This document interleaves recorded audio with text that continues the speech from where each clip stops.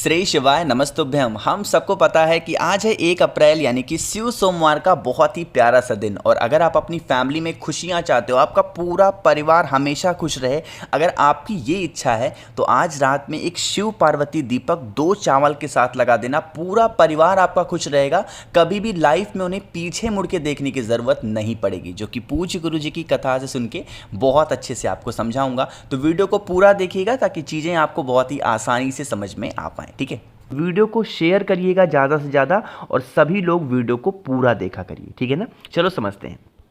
Screen पे सबसे पहले आपको चावल के दाने दिख रहे होंगे। आपको 2 चावल के दाने लेने होंगे। कितने? सिर्फ और सिर्फ 2 चावल के दाने लेना।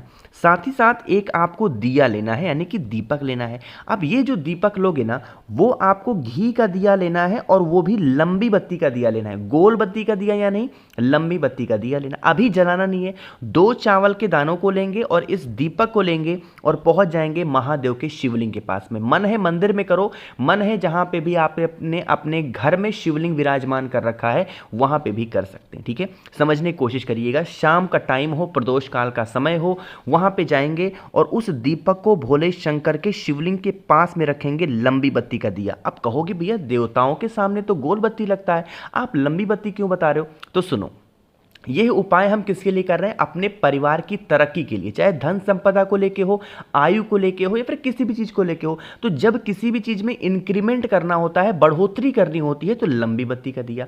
और यह लंबी बत्ती का दिया आपको किसके नाम का लगाना है? भगवान कुबेर के नाम का लगाओगे। किसके नाम का? भगवान कुबेर के नाम का लंबी बत्ती का दिया घी का भोले शंकर के शिवलिंग के पास लगाएंगे। अब बात आती है भैया, जो आपने 2 चावल के दाने दिखाए हैं, उन दोनों चावल के दानों को क्या करेंगे? इसी जलते हुए दीपक में अपने पूरे परिवार का नाम और गोत्र बोल करके इन्हीं दोनों चावल के दानों को एक एक करके डाल देना और कुछ भी करने की जरूरत नहीं है। जब तक यह दीपक जल रहा है, महादेव के पास में बैठ करके श्री शिवाय नमस्तुभ्यम का जप कर लेना। जितने देर यह दीपक जलता हो, आप यकीन मानिए कर लीजिएगा, आपकी फैमिली, आपका पूरा परिवार हमेशा खुश रहेगा। जीवन में पीछे पलटने की भी जरूरत नहीं पड़ेगी और आपकी फैमिली हमेशा खुश जरूर रहेगी। ठीक है, समझ रहे मेरी बात को? तो यहां पे हम लोगों ने पहले उपाय की बात कर ली है। आगे बढ़ते हैं इस वीडियो के हम लोग अपने दूसरे उपाय की तरफ। और ये दूसरा उपाय भी आपकी फैमिली के लिए तो होगा ही होगा, साथ ही साथ यह उपाय आप किसी के लिए भी कर सकते हो, चाहे अपने लिए, परिवार के लिए, दोस्त के लिए, यार के लिए, किसी के लिए भी। ठीक है, अब किसके लिए होगा? अब यह फायदा होगा आपके जीवन में अगर कष्ट बहुत चल रहे हैं, चाहे वो कष्ट धन को लेके हो, मनोकामना को लेके हो, व्यापार को लेके हो, नौकरी को लेके, किसी भी चीज को लेके है, करिएगा। ठीक है, देखो स्क्रीन पे आपकी जो बेलपत्र दिख रही है, आपको लेनी होगी 5 बेलपत्र। ठीक है, गिन करके सिर्फ 5 बेलपत्र लेना।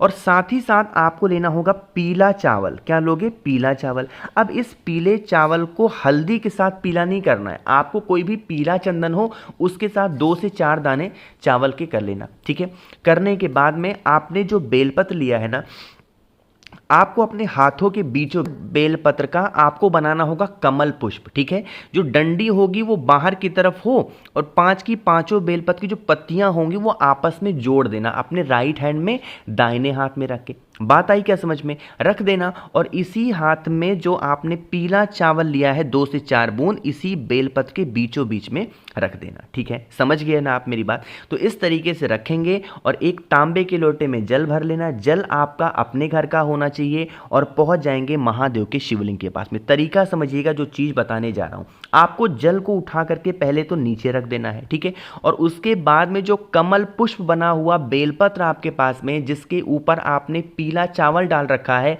आपको भोले शंकर का जो भी नाम सबसे प्रिय लगता है उस नाम का स्मरण करते हुए, जीवन के कष्टों को कहते हुए, जो भी प्रॉब्लम आपकी लाइफ में चल रही हो, चाहे तो व्यापार को लेके, नौकरी को लेके, धन को लेके, इच्छा को लेके, उसकी कामना कर लेना। ठीक है, कामना करने के बाद में एक तांबे के लोटे से शुद्ध जल आपको उसी बेलपत्र के ऊपर समर्पित करना। ठीक है, जब समर्पित करोगे, इसी कमल पुष्प से होता हुआ जो जल होगा नीचे गिरेगा।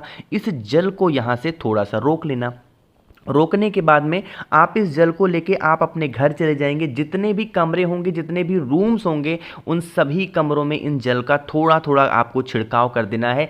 यकीन मानिए, अगर इस उपाय को, कमल पुष्प वाले उपाय को, चैत्र के पहले सोमवार के दिन आपने सुबह से लेकर के रात तक के टाइम पे कभी भी कर लिया तो आपकी लाइफ में कभी कोई संकट आ ही नहीं सकता। ठीक है, करिएगा जरूर। तो यहाँ पे 2 उपाय की हमने बात कर ली है। आगे बढ़ते हैं इस वीडियो के हम लोग अपने तीसरे उपाय की तरफ, जो कि बहुत ज़्यादा आसान और बहुत ज़्यादा अच्छा सा उपाय है। लेकिन उससे पहले एक छोटा सा काम सभी लोग कर देंगे, वीडियो को लाइक करिएगा, ज़्यादा से ज़्यादा लोग इस वीडियो को शेयर करेंगे, और जितने भाई बहन मेरी आवाज़ पहली बार सुन रहे हैं तो चैनल को ज़रूर सब्सक्राइब करिएगा। ठीक है, चलो समझने की कोशिश करते हैं कैसे करना है इस उपाय को। देखो, सबसे पहले बता दूं, इस उपाय को आपके करोगे तो आपको फ़ायदा क्या होगा। सिर्फ और सिर्फ एक फ़ायदा है इस उपाय का, और वो है इच्छा पूर्ति या फिर मनोकामना के लिए भी कर सकते हो। ठीक है, तांबे का लोटा लेंगे, इसमें जल भरेंगे। ठीक है, जल के साथ में आपको लेना होगा 2 समी के पत्ते। जिन भी मेरे भाई बहन को समी का पत्ता नहीं मिलता, इसकी जगह पे वो चावल के दाने का भी इस्तेमाल कर सकते हैं। ठीक है, ठीक है, ले लिया। साथ ही साथ आपको एक बेलपत्र भी लेनी होगी। अब यहाँ पे तरीका समझेंगे। जो आपने तांबे का लोटा लिया है ना, उस तांबे के लोटे में आपने जल भरा, और इसी जल के अंदर आपको डालना होगा 2 से 4 बूंद गंगा जल। क्या डालोगे? 2 से 4 बूंद गंगा जल डालेंगे, और इसी कलश के अंदर जो आपने 2 समी का पत्ता या 2 चावल का दाना है वो डाल देना। लेकिन बेलपत्र अभी आपको नहीं डालना।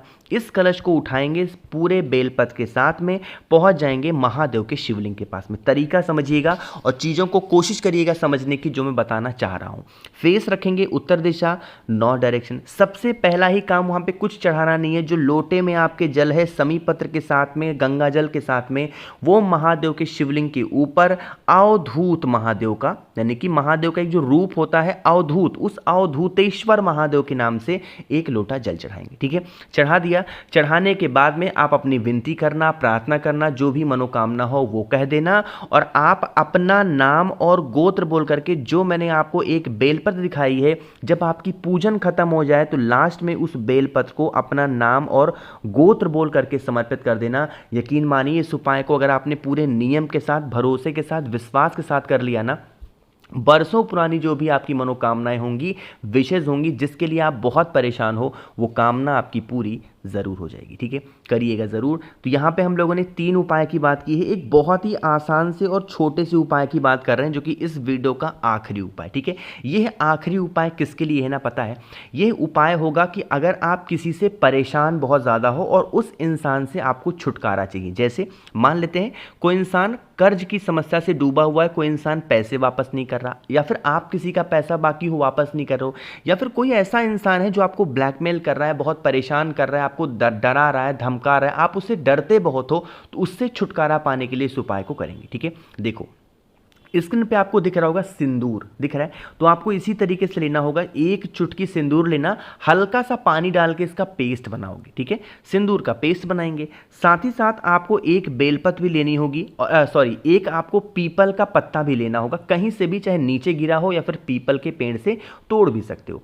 तोड़ने के बाद में जो आपने सिंदूर लिया है, जिस इंसान से छुटकारा चाहिए, चाहे कर्ज को लेके, धन को लेके, व्यापार को लेके, नौकरी को लेके, मारपीट, बहुत ज़्यादा प्रॉब्लम है, उस इंसान का नाम इसी पीपल के पत्ते के ऊपर सिंदूर से लिख देना। ठीक है, लिखने के बाद में आप इस पीपल के पत्ते को उठाएंगे, आपके घर के आसपास में कोई भी नदी, तालाब, सरोवर, कुआं, बावड़ी हो, वहां पे लेके जाएंगे और उसको विसर्जन करना होगा। एक नाम बोल करके, रतिमान भगवान का नाम लेना है। फिर से बोल रहा हूं, किसका नाम लोगे? रतिमान भगवान का नाम लेकर के आपको उसको जल में प्रवाहित कर देना है। सुबह से लेकर के शाम तक के टाइम पे, जब भी आपको मौका मिलता है, जब भी आपको समय मिलता है, आप इस उपाय को करके जरूर देखिएगा। ठीक है ना, बात आई क्या समझ में? तो आप अपने रिलेशन को मजबूत रखें, आप अपने घर में हमेशा सुख शांति बनाए रखें, यही मेरी कामना महादेव से हमेशा रहती है। ठीक है, कोशिश की अच्छा समझाने की। अगर आप लोगों में से किसी को भी मुझसे फ़ोन पे बातें करनी है, मैसेज बातें करनी है,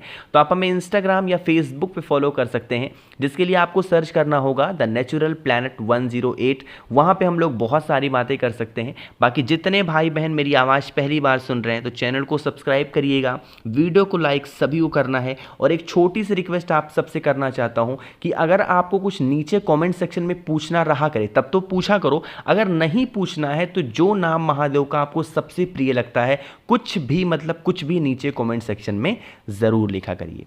श्री शिवाय नमस्तुभ्यम।